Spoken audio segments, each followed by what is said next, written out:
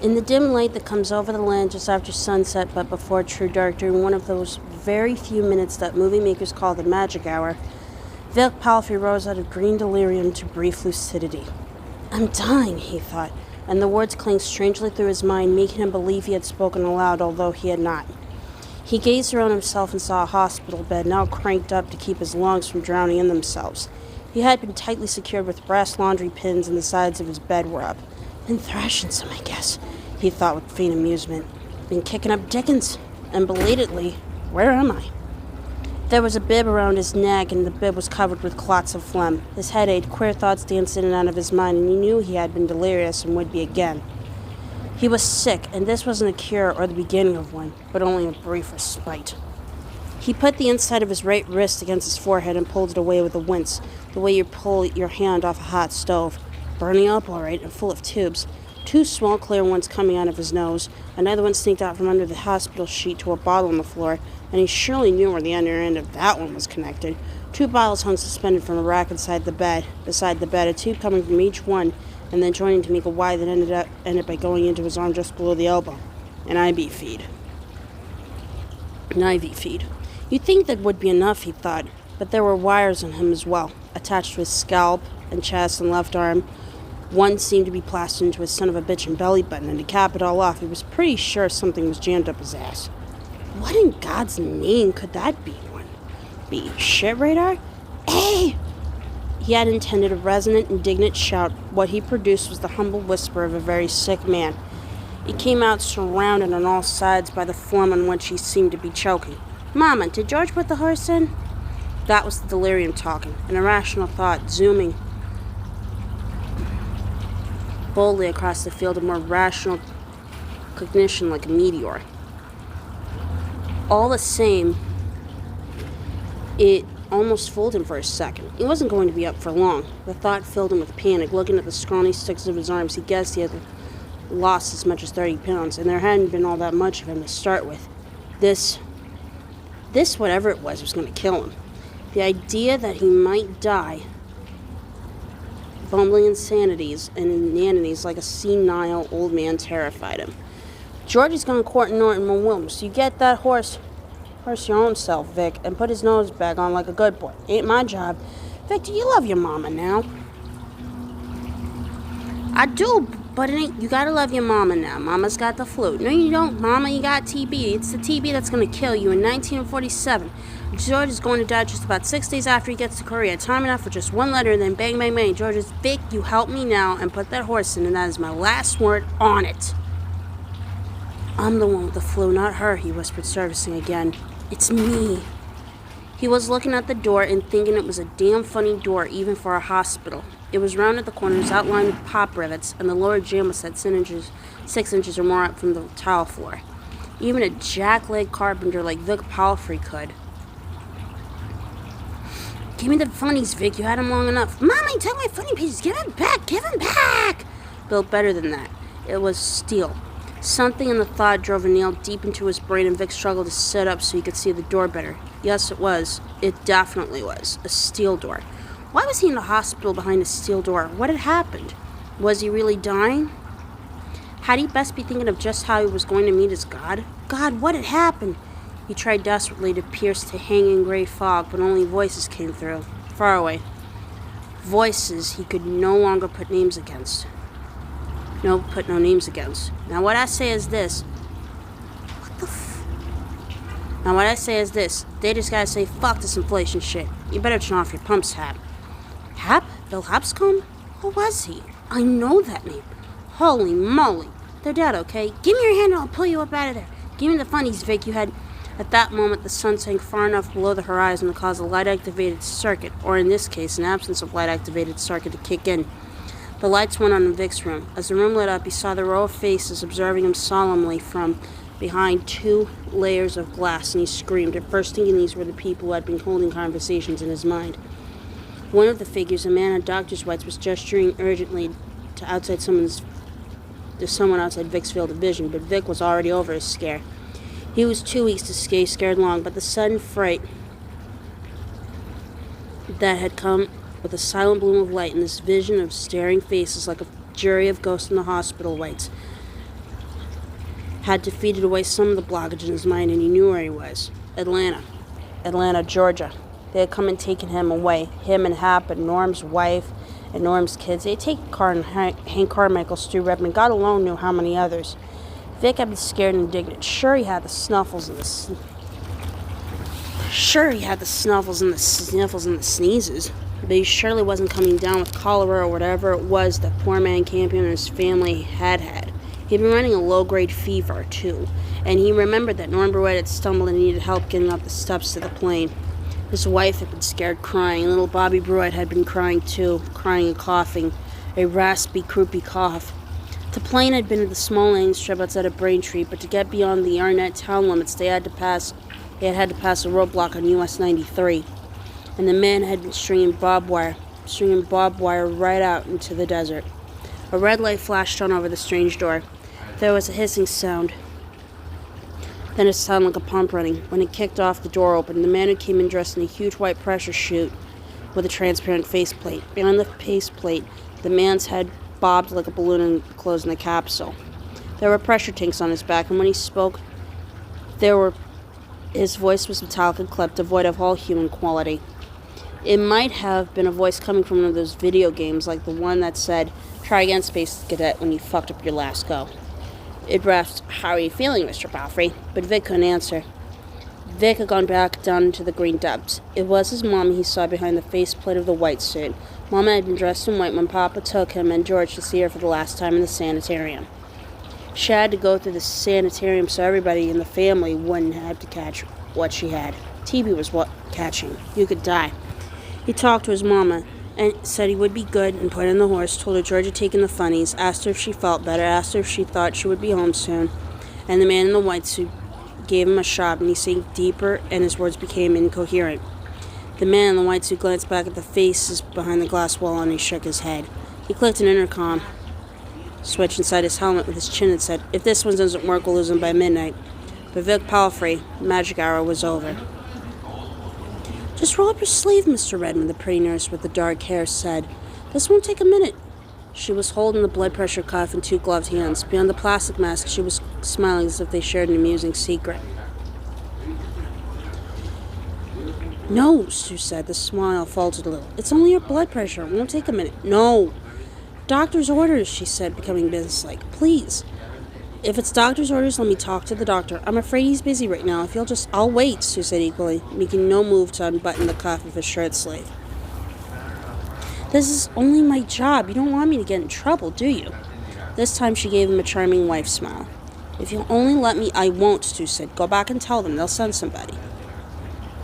Looking troubled, the nurse went across to the steel door and turned a square key in the lock plate. The pump kicked on, the door shooshed open, and she stepped through. As it closed, she gave Stu a final reproaching look. Stu gazed back blandly. When the door was closed, he got up and went restlessly to the window, double-paned glass and barred on the outside. It was full dark now, and there was nothing to see. He went back and sat down. He was wearing faded jeans and a check shirt, and his brown boots with the stitching beginning to bulge up the sides. He ran a hand up the side of his face and winced approvingly at the prickle. They wouldn't let him shave, and he haired up fast. He had no objection to the tests themselves. What he objected to was being kept in the dark, kept scared. He wasn't sick, at least not yet, but scared plenty. There was some sort of snow job going on here, and he wasn't going to be a party to it anymore until somebody told him something about what had happened in Arnett and what that fellow Campion had to do with it. At least then he could base his fears on something solid. They had expected him to ask before now. He could read it in their eyes. They had certain ways of keeping things from you in hospitals. 4 years ago, his wife had died of cancer at the age of 27. It had started in a woman, then just raced up through her like wildfire. And Stu observed the way they got around her questions, either by changing the subject or by giving her information in large technical lumps. So he simply hadn't asked, and he could see it had worried them. Now it was time to ask. He would get some answers in words of one syllable. He could fill in some of the blank spots on his own. Campion and his wife and child had something pretty bad. It hit you like the flu or a summer cold, only it kept on getting worse, presumably until you choked to death in your own snot and until the fever burned you down. It was highly contagious. They had come and got him on the afternoon of the 17th, 2 days ago. 4 Army men and a doctor, polite but firm. There were no questions. Echelons of declining. All 4 of the Army men had been wearing sidearms. That was when Stu Redmond started being seriously scared. There had been a regular caravan going on of Arnett and over to the airstrip in Braintree. Stu had been riding with Vic Palfrey, Hap, Bruettes, Hank Carmichael and his wife, and 2 Army non-cons. They were all crammed into an Army station wagon, and the guys wouldn't say nay, or maybe no, maybe, no matter how hysterical Lila Bruette got. The other wagons were crammed too. Stu hadn't seen all of the people in them, but he had seen all of 5 of the Hodges family, and Chris Ortega, brother of Carlos, the volunteer ambulance driver. Chris was the bartender down at the Indian Head. He had seen Parker Nason and his wife, the elderly people from the trailer park near Stu's house. Stu guessed that they had petted up everyone who had been in the gas station, and everyone that the people from the gas station said they'd taken to talk to since Campion crashed to the pumps. At the town limits, there had been 2 olive green trucks blocking the road. Stu guessed the other roads going into Arnett were most likely blocked off too. They were stringing barbed wire. And when they had the town fenced off, they were probably post sentries. So it was serious. Deadly serious.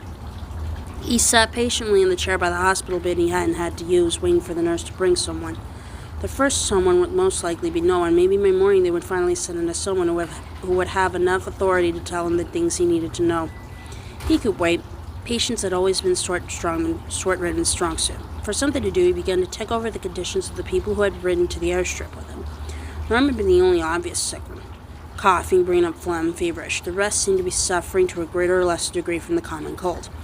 Luke Bruette was sneezing. Lila Bruette and Vic Palfrey had mild coughs. Hap had the sniffles and kept blowing his nose.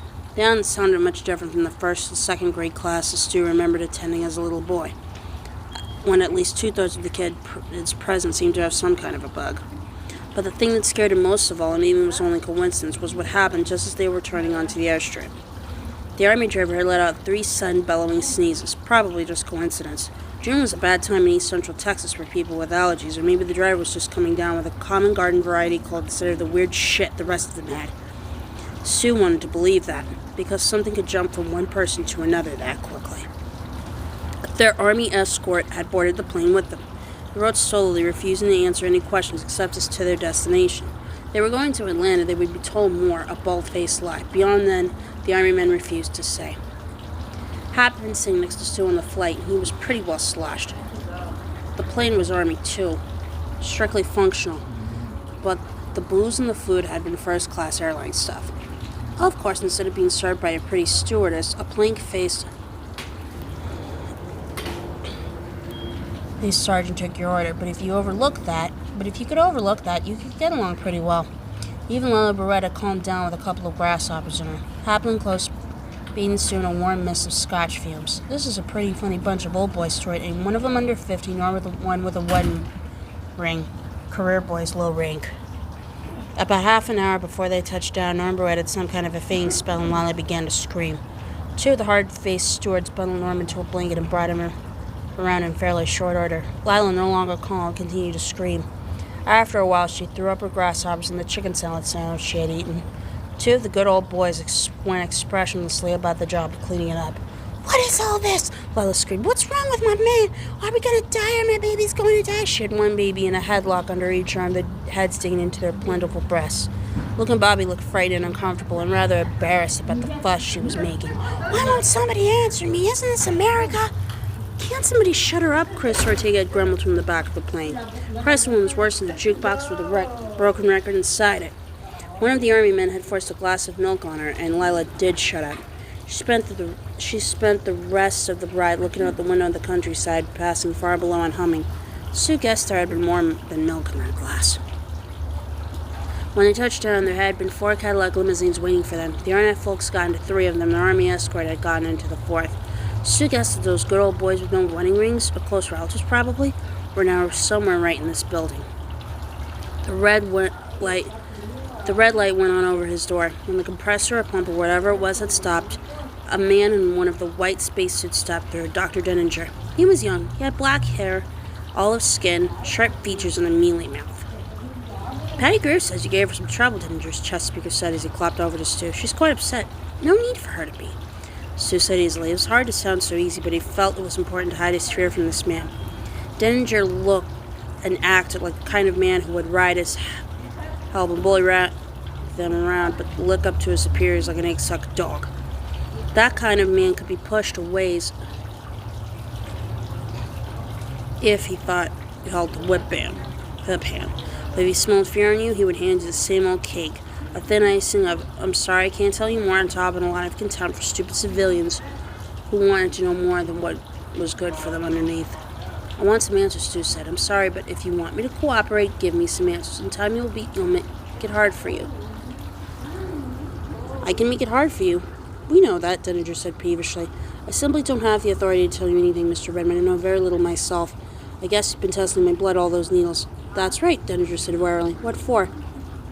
Once more, Mr. Redmond, I can't tell you what I don't know. The peevish tone was back again, and Stu was inclined to believe him. He was nothing but a glorified technician on this job, and he didn't like it much. They put my hometown under quarantine. I know nothing about that either. But Denninger cut his eyes away from Stu's, and this time Stu thought he was lying. How come I haven't seen anything about it? He pointed to the TV set bolted to the wall. I beg your pardon? When they roadblock off a town and put barbed wire around it, that's news, Stu said. Mr. Redmond, if you'll only let Patty take your blood pressure. No, if you want any more from me, you better send in 2 big, strong men to get it. No matter how many you send, I'm going to try and rip some holes in their germsuits. They don't look all that strong, you know what? He made a playful grab at Denninger's suit, and Denninger skipped backward and nearly fell over. The speaker of his intercom emitted a terrified squawk, and there was a stir behind the double glass. I guess you could feed me something and my food to knock me out, but that makes up your test, wouldn't it? Mr. Redmond, you're not being reasonable. Denninger was keeping a prudent distance away. Your lack of cooperation may do your country a great disservice. Do you understand me? Nope. Stu said, right now it looks to me like it's my country doing me a great disservice. It's got me locked up in a hospital room in Georgia with a buttermouth little pissant doctor who doesn't know shit from Chinola. Get your ass out of here and send somebody in to talk to me, or send enough boys to take what you need by force. I'll fight him, you can count on that. He sat perfectly still in his chair after Denninger left. The nurse didn't come back. 2 strong orderlies did not appear to take his blood pressure by force. Now that he thought about it, he supposed that even such a small thing as a blood pressure reading wouldn't be much good if obtained under duress. For the time being, they were leaving him to stimmer on his own juices. He got up and turned on the TV and watched unseeingly. His fear was big inside him, a runaway elephant. For 2 days he had been waiting to start sneezing, coughing, having black phlegm, and spitting it into the commode. He wondered about the others, people he had known all his life. He wondered if any of them were